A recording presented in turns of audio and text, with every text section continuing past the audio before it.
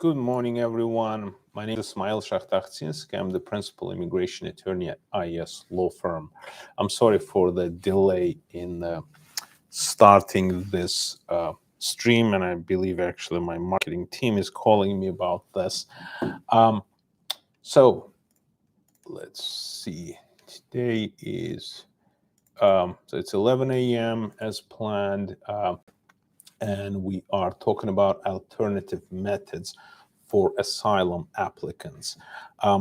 Before we begin, if I may ask, please press like and share this link to this video on your social media and subscribe to our channel so you remain informed about the new live streams. So in this live stream, I will talk about alternative methods for asylum applicants to legalize and to remain in the United States. As we know, many asylum applications, I believe there are 500,000 or more of asylum applications that are backlogged at the USCIS, and the asylum interviews are significantly delayed. Some of the interviews have been delayed for more than 7 years since the time of application. We have some of the asylum applications filed since 2015 that are still pending. And most of the asylum applications filed in 2016 are still pending. Can everybody hear me well? I just want to make sure that if somebody please can comment on the chat section if there is any problem with the sound. What are the alternative methods? And we're quite often asked about this by asylum applicants who have been waiting for years for the interviews. The first one, obvious one, is if an asylum applicant gets married with a U.S. citizen and remains, or with a permanent resident. Well, let's start with a U.S. citizen. So if an asylum applicant with a pending asylum application gets married with a U.S. citizen, what can they do? So if the asylum applicant entered the United States either through border checkpoint or through parole program or with a valid visa, then the applicant can file for adjustment of status inside the United States. So you can file your spouse can file the petition, or if you, let's say if you have a child over 21, then that child can sponsor you, or your spouse, your U.S. citizen spouse, can file a petition with the USCIS with which you can file for adjustment of status. Now, there is a misunderstanding, and this is very widespread, even including some of my colleagues, attorneys, that are falsely claiming that asylum application must be withdrawn for the USCIS to be able to adjudicate your adjustment of status application. And that's wrong, because even a permanent resident, many people don't know this, even a permanent resident, somebody who has a green card, can file for asylum and request asylum in the United States. And I do want to, I'm sorry, I didn't say that. I do want to remind everyone to please post your questions in the chat section. I will try to answer as many questions as possible. And if I am not able to answer all of the questions or we run out of time, your questions will be answered down the road in the comment section of this video after it gets posted.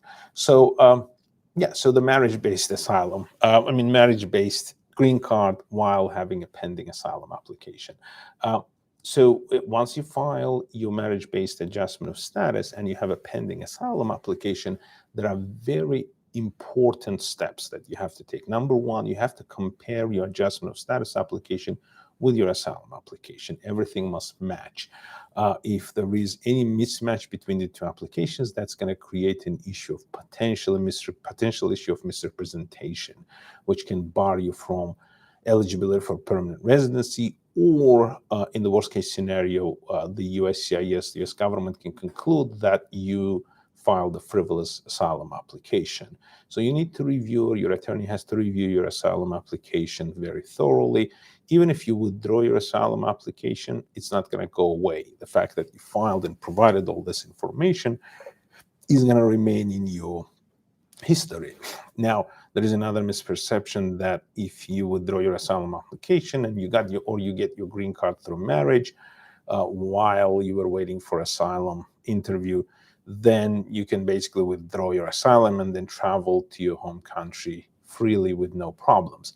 That's not the case. A diligent officer down the road who's reviewing your either renewal of your green card 2 years after your initial conditional green card, or when you apply for citizenship, a diligent USCIS officer is going to look back into your asylum application and will ask you how come you were able to travel to your home country despite the fact that you claimed that you were not able, and then as soon as you got married to the US citizen, got your green card, then you decided to travel back to your home country. So this question will remain, and you have to be very careful and cautious about this.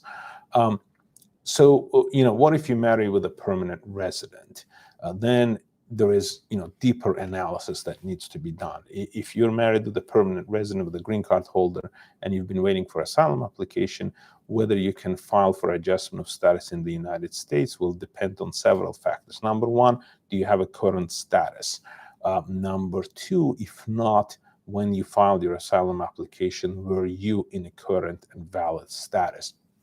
Now, there is very inconsistent application by the USCIS of the laws as to whether somebody who has a pending asylum application can become eligible for adjustment of status while waiting for their interview, whether it's through marriage with a permanent resident or through, for example, employment or a selection through diversity visa lottery. There is inconsistent information whether you can file for adjustment of status in the United States or whether you have to go through U.S. consulate abroad. Although there is a possibility to be able to adjust status in the U.S., depending on the location in which USCIS office you're dealing with, but we generally recommend to go through the U.S. consulate abroad to avoid this inconsistent application or denial of your adjustment of status. So when you are waiting for your asylum in the United States, your asylum interview, there are possible ways, there are alternative ways, but it's very fact intensive, and you have to look at your attorney has to look into every possible issue you may run into, such as, did you violate your status before you applied for asylum? Or did you work without authorization, even if you filed your asylum application while you were in a valid status? Because the employment without authorization, that could also count as unlawful presence or violation of your status, despite the fact that the USCIS delayed your asylum application, significantly for 7 years or more. And then, whether there are inconsistencies between your asylum application, between the visa, even the visa application at the U.S. consulate at the time when you entered the United States, applied for an initial non-immigrant visa with which you entered, that also affects whether you will be eligible for adjustment of status or whether you need some kind of waiver in the U.S. or even through the U.S. consulate abroad. So to summarize, I do want to highlight that as an asylum applicant, if you have been waiting for many years for your asylum interview, but in the process you had an employer who is sponsoring you for permanent residency through employment, or you got married with a U.S. citizen or with a green card holder, there are possible potential alternative methods through which you can apply for permanent residency, whether it's in the United States or in some circumstances you would have to do it from abroad. Meaning through the U.S. consulate. And paying attention to those, to the information consistency between the forms and the visa application, the U.S. consulate initially, your asylum application is important. You do not have to withdraw your asylum application. In fact, in most of the cases, for those asylum applicants who are applying for permanent residency through alternative ways, through marriage or, as I said, through employment or diversity visa lottery, we do strongly recommend to keep their asylum application running at least until they get the permanent residency, and then you can consider whether you want to withdraw it or not. And even with the green card, we do recommend, if you have a strong asylum case, we do recommend, I mean, as long as you don't have any frivolous or any information that could be damaging to your case for green card, we do recommend to actually continue your asylum application even when you become a permanent resident. And the reason is that, as an asylee, you get more benefits than a permanent resident who gets green card through marriage or through employment and so on. You have more protections. You get to enjoy the benefits that our asylees are eligible for that regular permanent residents are not. And you get to enjoy the travel document, which is a refugee travel document, which some countries allow you to travel into without visa, where if you don't get asylum, you get just green card through based on marriage or whatever, then you don't get the travel document. You still have to use the passport of your home country, which can cause issues. You're still subject to. I'm sorry, did I?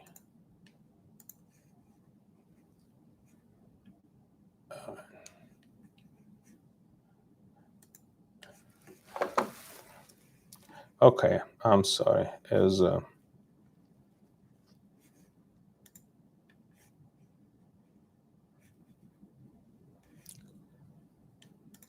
see. Something went wrong. I don't know if can everybody hear me? If someone can please post in the chat, something went wrong and it seems like it disappeared. I don't know if I'm still live. Okay, all right. So I got an information that everything is still good. Okay, so these are the alternative methods if you are waiting for your asylum. Okay, thank you so much. I see some posts about answering my question. Thank you. So yes, these are the alternative methods, and at this point, I'm now ready to answer any questions you have. Please post in the chat section, and I will answer as much as I can. So starting with the first question. Hello, sir. Asylum seeker can sponsor to parents. No, asylum seeker cannot sponsor to parents, but I believe the question is whether parents of asylum seeker, somebody who is waiting for asylum, or maybe granted asylum, doesn't matter. It doesn't matter, but I'll explain how.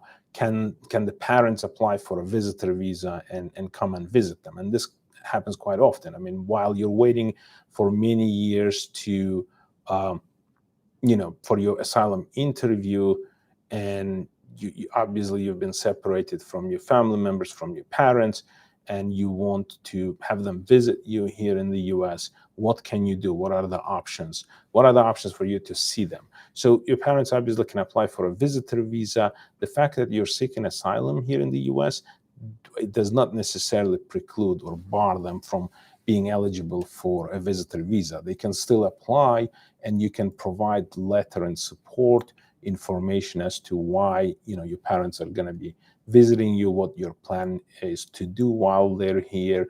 And we have many clients who are asylum seekers who are waiting for asylum, and they've been able to successfully bring their parents to the United States to visit, and to visit for a brief period of time. Now, if you want to travel abroad while you're waiting for your asylum, you do have an option of applying for advance parole based on your pending asylum case. You do have to demonstrate urgent reasons why you need to travel, and your travel will be limited to some brief trip for the purpose, whatever the purpose of your trip is, for a brief time. But you can apply for that emergency travel document to be able to travel while you're waiting for asylum without losing your asylum application. And in fact, we use that travel authorization, emergency travel authorization, also for the consular processing. So again, going back to the scenario that you are in the United States, you're waiting for your asylum, and your employer is sponsoring you for permanent residency. Once that sponsorship process reaches to the point when you can now file for your green card based on the approved petition, then we apply for advanced parole with the USCIS, and we arrange for the consular interview at the third country, so not the country of your persecution where you're fleeing from, but in another country, and then we ask for advanced parole so that you can leave the United States, go to your consular interview for your green card without losing your pending asylum case. In some cases, the USCIS may deny, create problems. We've had success in some cases. We have had some cases where the USCIS denied, and then the applicant has to choose whether to abandon asylum claim, go to the US consulate to get their green card through this process, or to basically remain in the US and maybe fight more to get the advanced parole. All right, so then let me go through the questions. I don't know why this is not scrolling up and down. Top chat, live chat. Okay, so I'm sorry for the technical reasons, the chat section is not clearly visible. All right, I'm going to start from the bottom up. I see one question. Good morning. I came through Mexico border and was arrested by border control. Should I write it in my TPS or asylum application that I was arrested? Thank you. Yes, the answer is yes. In fact, the asylum application and TPS, they both clearly indicate that that it includes arrests and detentions by immigration authorities. Now, in your asylum application, the question is whether you've been arrested or detained outside of the U.S., not in the U.S. So in that case, you indicate, I'm sorry, let me see about something about this. Okay, so I do see the chat section now, and I can answer the questions. All right. So yes, so as long as the application asks, or not just this asylum application, but or TPS application, but in any forms you complete, the question is clear whether have you ever been arrested in the U.S. or if it's outside of U.S. or if it's anywhere, and it does describe whether it includes immigration arrests or not. So you should disclose it, disclose everything. Even if you don't disclose, they're going to find out, and that will significantly damage your credibility, which is very important for the success of your asylum case.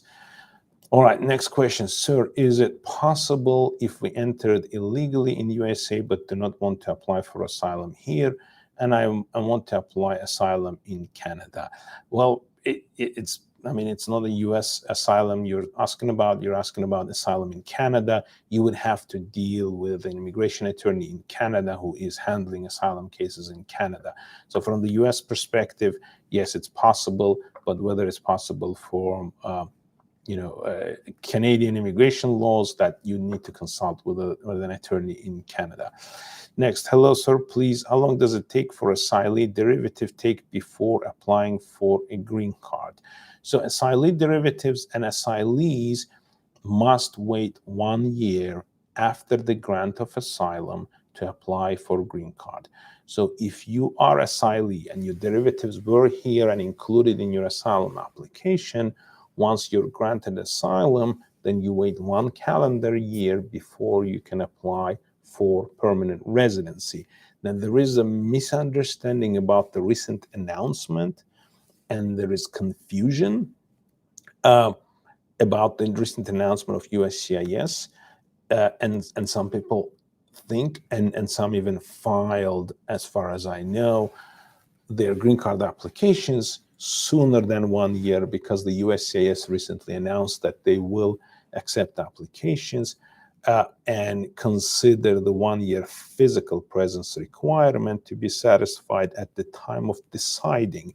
So, the green card process through asylum takes about currently 2 years or more, and the new announcement basically says that if you missed some days because you traveled after grant of asylum outside of the US, so you didn't satisfy the physical presence requirement, the USCIS is still going to consider your green card application, even if you traveled outside of the US. That's why you didn't meet the physical presence requirement. But there is a misunderstanding. So some asylees have now been filing their green card applications even before the 1 year waiting time, and there is no clear guidance on what will happen to those filers. And I see that there are some attorneys actually arguing that this announcement means that you can file for a green card immediately after asylum grant without having to wait, because the processing takes about 2 years. But the problem is that's not what the USCIS announcement or the policy says. The USCIS announcement basically says that they have a problem with some of the applicants who file for asylum, for green card, after 1 year of asylum, but they don't account for brief absences after the grant of asylum from the US. Therefore, they're not satisfying the physical presence requirement, which creates issues. And the USCIS announcement specifically identifies, as they think, two requirements. One is the 1 year calendar year waiting time, and then the second requirement that you have to have been physically present in the US throughout that entire year after the grant of asylum. So that's what they're trying to resolve with this announcement, and that's why there is a lot of misunderstanding now. I'm sure USCIS will provide some kind of clearance, some kind of guidance about this, clarify this, but that's the issue we're running into. All right. Person file asylum, put all family members' name in Form 589, but family members were overseas. Subject went and did biometrics solo. Later, husband and kids come to US on B2. Does husband need to file his own I-589? No, they don't. If they have their basis, it's a good idea to file. If they have independent basis for 589, so they're not, if the husband is not just dependent on the wife and as a derivative, but they also have their own claim, they can file together and ask the USCIS to consolidate. Or the second option is to notify the local USCIS office who's handling the asylum case, about the arrival of the family members, so that the USCIS can actually schedule biometrics, reissue biometrics, and basically join them to the case. The problem was when it was filed, it was not, it shouldn't have been indicated that the family members are included in the application, because they were not here, and the biometrics notices were not supposed to be issued to those family members. But unfortunately, there was this confusion, and it was issued. Now, then you have to deal with the local office. So email the USCIS local office and notify them of this issue, and they will help you to address this. Okay, next question. Helen Agini, being in USA for 5 years now, can I still apply for asylum? It depends. So generally, you're required to file for asylum within 1 year of your physical presence in the US. So as soon as you enter the United States, the time starts ticking. So you have 1 year from the date of your entry to file for your asylum application. Otherwise, you lose your chances. There are exceptions to that. Exceptions are changes in circumstances, or if you were, for some reason, couldn't do it, such as you had such a severe medical condition, you couldn't file for your asylum. That's why this 1 year issue arose. Or that you tried to file it, but due to some technical reasons, your case was rejected, and then you immediately tried to fix it within reasonable amount of time. Then that's an exception. The other exception is if the country conditions change, so you may have not had an asylum claim, basis for asylum, and then while in the United States, things happened, and now you have basis for asylum. That's change in circumstances. Or if you had a valid status. So for example, you entered the United States as a student, and you are still in the United States and you maintained your status, then once you lose that status, you can file it during that status as well, but you can also do so if you lose your status plus roughly 6 months. So the law says that you have to file immediately within reasonable amount of time, but generally it's been interpreted as 6 months from the change in circumstances. So if the country conditions changed, or if your lawful status, you lost your lawful status, your status in the U.S. changed, then possibly you can apply for asylum even after 5 years of presence in the U.S. All right, how long does it take to get interview notice after getting social security number? The interview notice is not related to the SSN, to the social security number. There is no connection between the two.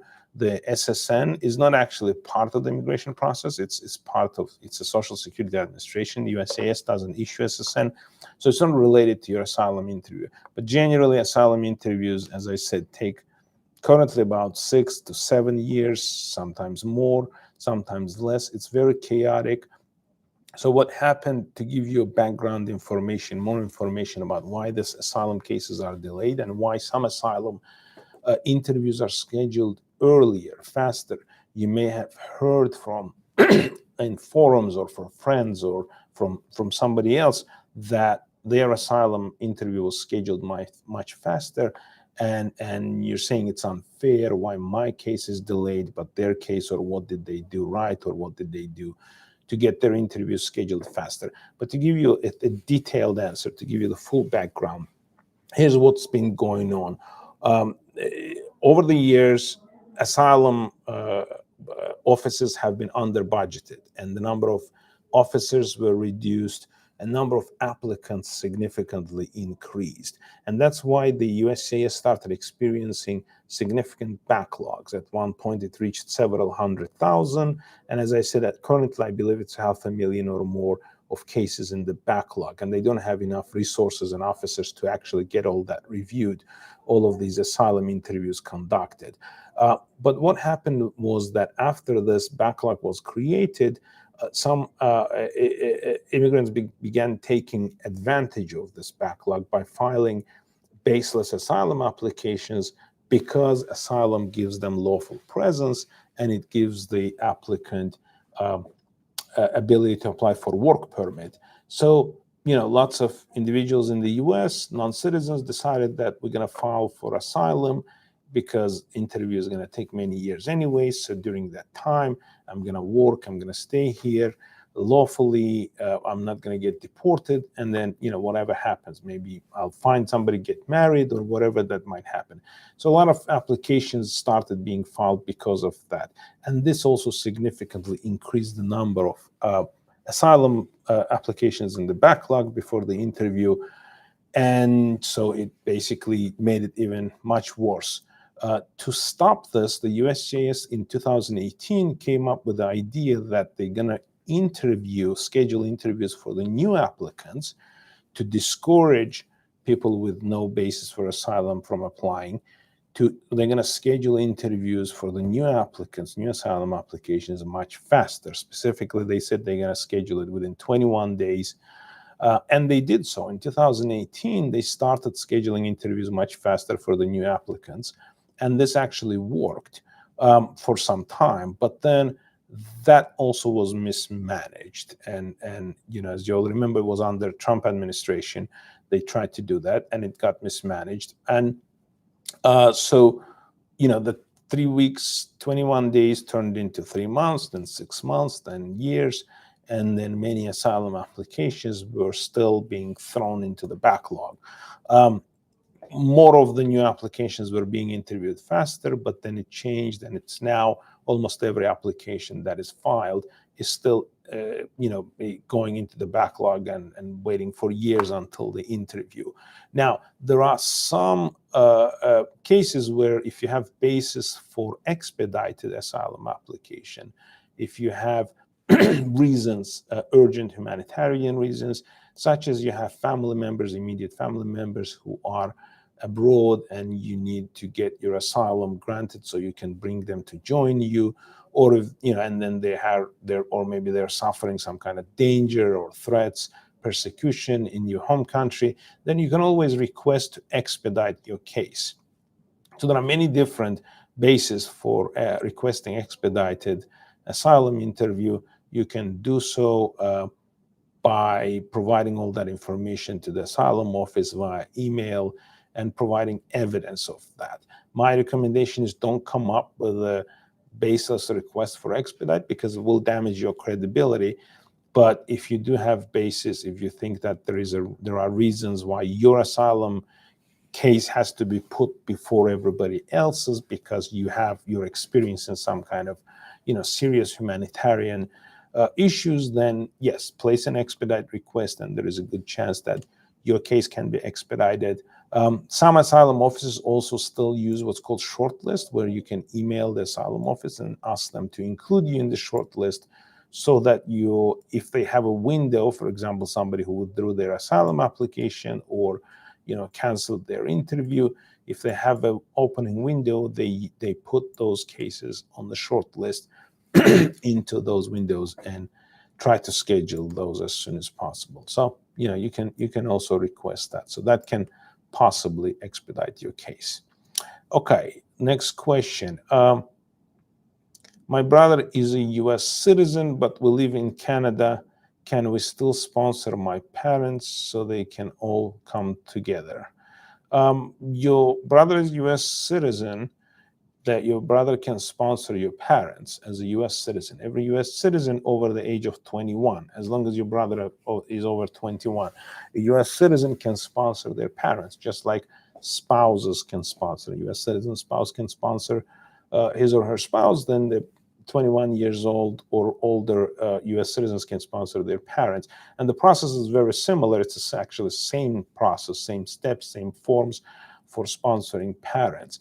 Now, the problem is if you are, your brother is a US citizen, but your brother can also sponsor you. But if you really also want to come to the United States with your family, it's going to take a lot longer for you because your brother as a US citizen can sponsor you, but that is going to take roughly about 16 years of wait time. Now, your parents, once they become permanent residents, one of them can sponsor you as long as you remain unmarried. That can take anywhere between 6 to 7 years of wait time. But if you do get married, then it goes again to 12 years or more of wait time. So, as I said, your brother as a US citizen can sponsor your parents. Your parents can sponsor you. That would be the most effective way. All right, so I think the questions are over. This today's live stream is going to be a brief one, but to summarize again, now before I finish, if anybody has a question, please post it in the chat section. I will answer these questions, and please also hit like and subscribe to our channel. But before we finish, well, there is a new question there. Being outside of US as a resident, permanent resident using reentry permit based on being a public servant in the country, will it be good reason? Yes, if you have a reentry permit is a document which allows for permanent residents to be absent from the US up to 2 years without necessity to come in and check in every 6 months, and you're not going to lose your permanent residency if you have re-entry permit. It's something for which you can apply while you're in the US before you actually depart the US, and then you will have to go through biometrics appointment. But the ultimate re-entry permit prevents the issue of absences for permanent residents. You don't lose your green card just because you've been absent for 6 months or more. So, and the USCIS liberally approves reentry permits, and the CBP, Customs and Border Patrol, liberally, all right, I'm confused, liberally grants entry to those permanent residents despite their lengthy absences, as long as you have a valid reentry permit. And when you apply for reentry permit, although we do recommend to indicate basis, reason, I have a job or whatever you need to be absent for, but it's not, it's not scrutinized as much. And as I said, they approve most of the cases. I haven't had a reentry permit in 16 plus years of my practice, filing, probably hundreds of reentry permits. Never had a reentry permit denied due to the reason why you need to be absent. Okay, so as I said, today's conversation was about alternative methods for asylum applicants who have been waiting for years. There are chances, if you do get married to the U.S. citizen or permanent resident, or you have an employer who's willing to sponsor you, or you are selected through diversity visa lottery, you're a victim of crime. So any basis for becoming a permanent resident, there are chances through which you can become a permanent resident despite having your pending asylum application. And you don't have to withdraw your asylum application, or you don't have to lose your asylum application, although you may have to travel abroad, but you can apply for advanced parole, keep your asylum application pending. All right, and one more question. Hello, sir. Can I request expedite for my case, even if I applied for asylum since 6 months ago? I have a very strong case. Yes, definitely. You can request expedite to expedite your asylum interview in every case, and as long as you have basis for it. And it doesn't matter how long ago you filed your asylum application. So you can file your asylum application, and the minute you have a receipt, which currently is something, you get the receipt immediately because you can file online, then you can actually send a request and try to expedite your case. You will need to provide supporting evidence, documentation, why your case needs to be expedited. If you have an attorney representing you, then have them do it. As I said, make sure you do provide credible information, don't make things up, and also make sure that you provide as much evidence as possible, including the description and the reasons why your case needs to be expedited. And the reasons that you indicate in your expedite request for your asylum interview have to be related to this request. What I mean by that is, sometimes I have clients saying that, I have parents that I haven't seen for a long time, or maybe I have, elderly parent or elderly relative who's sick, sibling or parent who is ill, and I want to expedite my asylum case. That's understandable, but the question is, how will expediting your asylum case help you or your parent, ill parent? What is the plan? So make sure to indicate what is the plan. Why, if you expedite this, you're going to be able to travel to, for example, a third country where you will meet with your parents and so on. Or if you have a family member there, like immediate family member, that once this case is expedited, obviously you'll be able to bring them. And because they are, suffering from either dire conditions or poverty, or they are suffering some threats, then expediting. So just break it down to the asylum officer who's going to be reviewing your expedite request, why your case needs to be expedited, and how expediting it will help, will satisfy, will address those humanitarian reasons. I always tell clients that ask me, what are the reasons I can provide to expedite my case? I always tell them, imagine you are at a line, for example, at the airport, and there are 300,000 people in front of you. And by requesting to expedite, you're basically telling the USCIS to move all of these 300,000 people in front of you and to take you in first. Obviously, they want you to provide reasons, strong reasons, why you have to be put ahead of everybody else. So look at it this way. And there is no one specific reason that is better than the others. It's case by case. It depends on the officer who reviews that request. All right.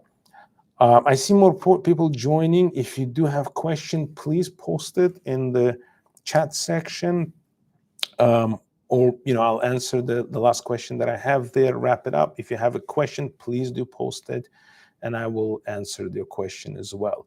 All right, so the next question I have is, do you have any update waiting time in Denver Immigration Court? So the waiting time is not based on the immigration courts. The specific question is about the court. Now, the asylum offices, yes, somewhat it does matter which asylum office it is if you're waiting for the interview. But in terms of immigration court, there are different immigration judges in immigration courts, and every judge has his or her calendar. And depending on the judge, for example, here in Virginia, we have Sterling Immigration Court, we have Baltimore Immigration Court, not far from here in Maryland, and we have Annandale Immigration Court. It used to be combined as Arlington Immigration Court. There are some judges here where you get an individual hearing 5 years, scheduled 5 years into the future. And you have some immigration judges here where you get the individual hearing scheduled 6 months after the master hearing. And so it depends. It's judge by judge. Usually the newer judges that recently started, they have more available calendar. Now, that doesn't mean even if your individual hearing is scheduled, to 2027, it doesn't mean that it's going to take that long. The immigration courts are still trying to balance the workload, and the judge that you start with is not necessarily going to be the judge who's going to handle your individual hearings. And it's been since last year under the Biden administration, they have been juggling cases, throwing cases between the judges. Sometimes we have individual hearing scheduled in 3 years, 4 years from now, and then suddenly we get a notice that is canceled. The new judge is going to take the case, and that's going to be 6 months from now. So you will get notice, but lots of hearings are canceled without much prior notice. There is, as you know, there is online EOIR case status. If you Google EOIR case status and put your A number, you can always see your hearing date and the judge and the court. But do that frequently if you are interested to see if your court is still scheduled for the same date. And sometimes you will see that there is no hearing scheduled. Don't be alarmed. It just means that the immigration court is trying to balance, and they may assign a new judge to your new hearing date. But of course, although sometimes it happens just because the judge has some calendar conflict, something came up, whether it's personal absence or planned vacation.